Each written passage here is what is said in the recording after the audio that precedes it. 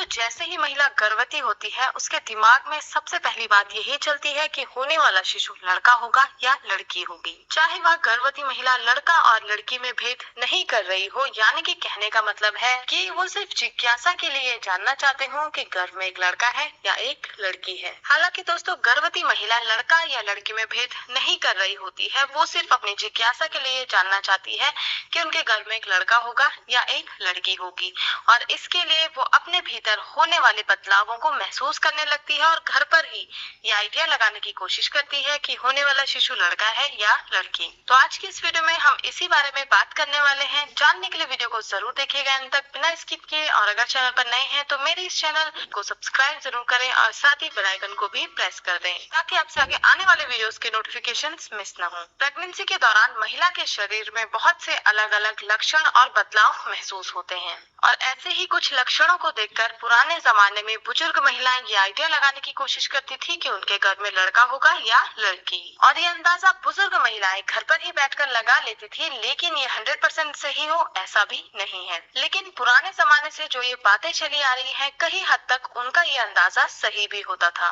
तो चलिए अब जान लेते हैं कि वे लक्षण कौन कौन से हैं जिनसे आप घर पर ही लड़का या लड़की होने का अंदाजा लगा पाएंगे। तो सबसे पहला लक्षण है सोने का तरीका। यदि गर्भवती महिला प्रेगनेंसी के दौरान बाईं ओर करवट लेकर सोना पसंद करती है, यानी अगर गर्भवती महिलाओं को लेफ्ट साइड सोने में ज्यादा कंफर्टेबल फील होता है, तो ये गर्भ में लड़का होने का संकेत माना जाता है। जबकि अगर गर्भवती महिला दाईं ओर करवट लेकर सोना पसंद करती है, तो ये बेटी होने का संकेत माना जाता है। दूसरा है शिशु की हलचल। गर्भ में शिशु अगर पेट के निचले हिस्से में ज्यादा हलचल करता है, ज्यादा किक मारता है, तो ये गर्भ में बेटा होने का लक्षण माना जाता है। लेकिन अगर महिलाओं को पसलियों में ज्यादा हलचल महसूस होती है, तो ये गर्भ में बेटी होने का लक्षण माना जाता है। तीसरा है सूजन। गर्भावस्था के दौरान सूजन की समस्या बहुत सी महिलाओं को होती है, और अगर गर्भवती महिलाओं को प्रेगनेंसी के दौरान पैरों में सूजन है, तो इसको देखकर भी अंदाजा लगाया जाता है कि गर्भ में लड़का है या लड़की। और अगर गर्भवती महिलाओं के पैरों में बहुत ज्यादा सूजन आ रही है, तो गर्भ में बेटी होने का लक्षण माना जाता है। और अगर गर्भवती महिलाओं के पैरों में सूजन कम होती है या पूरी प्रेगनेंसी बिल्कुल भी सूजन नहीं होती है, तो ये गर्भ में बेटा होने का लक्षण माना जाता है। चौथा है ब्रेस्ट का आकार। प्रेगनेंसी के दौरान अगर गर्भवती महिला का दायां स्तन बाएं स्तन से बड़ा हो जाता है, तो इसका मतलब होता है कि महिला के गर्भ में एक नन्ही सी राजकुमारी पल रही है। यदि बायां स्तन दाएं स्तन से बड़ा है, तब ये माना जाता है कि आपके गर्भ में एक लड़का पल रहा है। पांचवा है पेट पर लाइन होना। प्रेगनेंसी के दौरान गर्भवती महिलाओं के पेट पर एक लाइन पड़ जाती है, और अगर ये लाइन नाभि के ऊपर से लेकर नीचे तक बिल्कुल सीधी जाती है, तो ये माना जाता है कि आपके गर्भ में एक लड़का है। और यदि यह लाइन नाभि के पास आकर मुड़ जाती है, तो ये गर्भ में बेटी होने का लक्षण माना जाता है। छठवां है चेहरे का निखार।